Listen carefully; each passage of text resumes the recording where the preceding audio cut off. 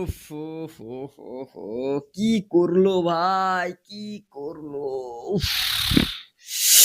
গৌতম গম্ভীর মানে বিষয়টা এরকম হয়ে গেছে। গৌতম গম্ভীর কি করলো ভাই? শুধু ইগো ভাই, শুধু ইগো। মানে শ্রেয়াস আইয়ার, গৌতম গম্ভীর এদের ইগোর চক্করে আমি বলে দিচ্ছি আজকের হচ্ছে আয়ারল্যান্ডের বিরুদ্ধে হেরে গেল ভাই। একদম ভাই পুরো মানে পুরো ধোপে টিকলো না ভাই। ওই যে একটা ইয়ে ছিল না, এতদিনের ইগো ছিল ভাই, ওই যে এতদিন ধরে হারেনি, মানে সূর্যা কুমার যাদবের ক্যাপ্টেন্সিতে যে এতদিন মানে কোনো সিরিজ হারেনি, সে জায়গা থেকে এই যে সেই 2021 সালের আগস্ট মাসের পর থেকে, 21 না 23 ছিল, ও যাই হোক মোটামুটি অনেক যুগ কেটে গেছে, মানে হারতেই শিখিনি সিরিজ।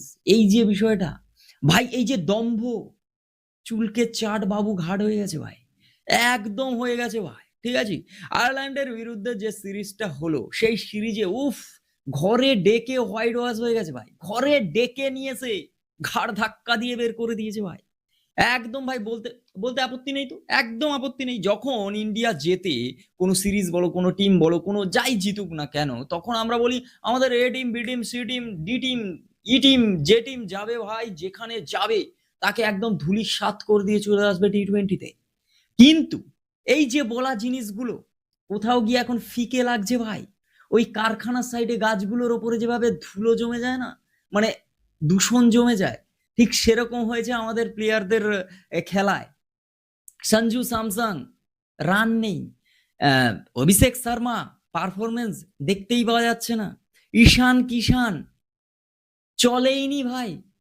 পুরো সিরিজটায় মানে বড় বড় প্লেয়ার হাওয়া, কেউ নেই। শ্রেয়াস আইয়ার খেলা কোথায়? সেই তিলক বর্মা, সে যেন এখনো টেস্ট খেলছে ভাই, এখনো 100 স্ট্রাইক রেটে খেলছে, এখনো সে টেস্ট খেলছে। যাকে নিয়ে সব থেকে বেশি ট্রোল, যাকে নিয়ে সব থেকে বেশি কথা, ও হর্ষিত রানা ভাই সাহ। এই যে সবাই বলে না যে হর্ষিত রানাকে কেন ভাই, কেন গৌতম গম্ভীর এত ব্যাক করে, এত নিচ্ছে ভাই, সে তার জবাব দিয়েছে ভাই। সে বল করেছে ভালো, সে খেলেছে ভালো, সেই একমাত্র ম্যাচটাকে একটা আশা জাগিয়েছিল যে আমরা জিততে পারি, আমরা জিততে পারি। 155, 154, 150 রানে আমরা হচ্ছে টার্গেট অ্যাচিভ, মানে ইয়ে করতে পারছি না, অ্যাচিভ করতে পারছি না টার্গেট ভাই। আমরা এখানে 200, 250, 260 এরকম রান করা আমাদের টিম। শ্রেয়াস আইয়ার উফ, কি তার হচ্ছে ক্যাপ্টেন্সির রেকর্ড, ফেটে ফাটিয়ে গেছে সব। আর সব থেকে বড় কথা, যার নামে টিকিট বেচা হলো, যাকে নিয়ে এত উল্লাস, যার জার্সি থেকে শুরু করে, তাকে দেয়া জার্সি মুভমেন্ট থেকে শুরু করে সবকিছু একেবারে ভাইরাল, মানে ভাই ভাই মিলিয়ন মিলিয়ন ভিউজ যাচ্ছে, যাকে দেখে টিকিট বিক্রি হচ্ছে, সেই বৈভব সূর্যবংশী বসে আছে ভাই ডাগ আউটে, সে হচ্ছে জল খাওয়াচ্ছে সবাইকে। একটা ম্যাচ তো খেলানো যেত, অন্তত অন্তত অন্তত হোয়াইট ওয়াশ থেকে তো বাঁচতাম ভাই, মানে অ্যাটলিস্ট আশা তো রাখা যায়। যে জায়গায় হচ্ছে অভিষেক শর্মা, ঈশান কিষান, সঞ্জু স্যামসং, শ্রেয়াস আইয়ার এরকম টিম চলছে না, শিবম দুবে ভাই স্টার প্লেয়ার সব, মানে কি বলবো ভাই, কিভাবে হেরেছি। মা কালী, আমি বলছি তোমাদের, এই যে মা কালী, মা দুর্গা, মা সরস্বতী, এই যে নাম ফাম যে আসে, কেন আসে জানো? এইসবের জন্য ভাই। আরে একটা কথা তোমরা ভাবো, ব্ল্যাক সানডে হয়ে গেছে, সানডেটা পুরো ব্ল্যাক সানডে ভাই।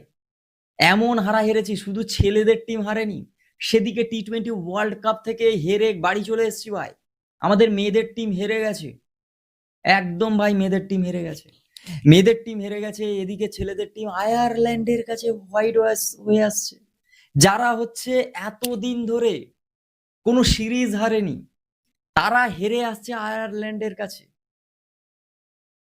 না কাউকে তুচ্ছ টিম, ছোট টিম এই কথাটা বলছি না, কিন্তু এইভাবে ভাই, এইভাবে মেয়েদের টিমটাও হেরে গেল। মানে বিষয়টা হচ্ছে টি-20 ওয়ার্ল্ড কাপের একেবারে গ্রুপ স্টেজ থেকে হাওয়া, বাড়ি চলে আসতে হলো। সত্যি কথা বলতে পারফরমেন্স খুবই যে পুয়ার সেরকমও নয়, কিন্তু ঘটনাটা হচ্ছে খেলাটা জমেনি, খেলতে পারেনি। আর জেমিমা রড্রিক্স, তাকে তো মানে কি বলা যায়, তবুও খেলছিল, কতটা কিছু হচ্ছিল, তাকে তুলে নিয়ে আসলো, কারণ আমাদের ব্যাটিং অর্ডার, আরো ব্যাটিং করার জন্য অনেকে আছে, মারতে পারেনি কেউ। খেলাটা জমলো না ভাই, মেয়েদের খেলাটাও জমলো না। জমা তো দূরের কথা, বাড়ি চলে এলাম হেরে। হেরে বাড়ি চলে এসেছি ভাই। মানে তোমরা বললে বিশ্বাস করবে না, সানডেটার কথা ভাবলে আমার কষ্ট লাগে।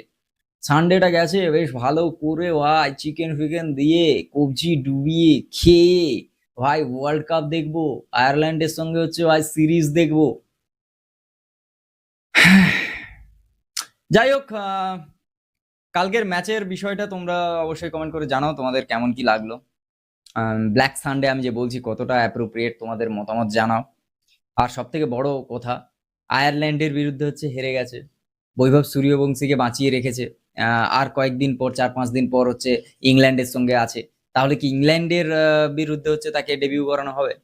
মানে বিষয়টা ভাবো, আয়ারল্যান্ডের সঙ্গে তাকে ডেবিউ করানো হলো না, তাই করানো হবে যদি, মানে যদি করানো হয় তাকে হচ্ছে এই সেম টিম যাবে ভাই, এই সেম টিম যাবে হচ্ছে ইংল্যান্ডের সিরিজ খেলতে। আমি তো ভাবছি ভাই কি হবে সেখানে। আর এবারেও যদি বৈভবকেও না খেলানো হয়, আমি বলছি এদের যা হচ্ছে মানে পারফরমেন্সের যে মানে যেভাবে হচ্ছে এদের চলছে, এর পরেও যদি না নামায় পাবলিক মারবে ভাই, পাবলিক মারবে, আমি বলে দিলাম, সিরিয়াস বলছি। তোমাদের কি মত ভাই? মতামত কি জানতে বলবো, মানে আমার একটা কিরম একটা বিরক্তি বোধ হচ্ছে ভেতর থেকে, সিরিয়াস বলছি। মানে যারা ক্রিকেট ভালোবাসে, যারা ক্রিকেটের মধ্যে বাঁচে, ক্রিকেটটাকে একটা মানে তাদের কাছে সিনেমা নয়, তাদের কাছে কোনো মুভি এন্টারটেনমেন্ট এই বিষয়টা না, যাদের কাছে শুধু এই খেলাটাই এন্টারটেনমেন্টের বিষয়, যাদের কাছে খেলাটাই সবকিছু, তারা পুরো হাড়ে হাড়ে বুঝতে পারছে ভাই, সিরিয়াস বলছি। তোমরা এই বিষয়ে আশা করি একমত হবে। যাই হোক, নতুন হলে সাবস্ক্রাইব করো, ফেসবুক থেকে দেখে তাহলে পেজটাকে ফলো করো।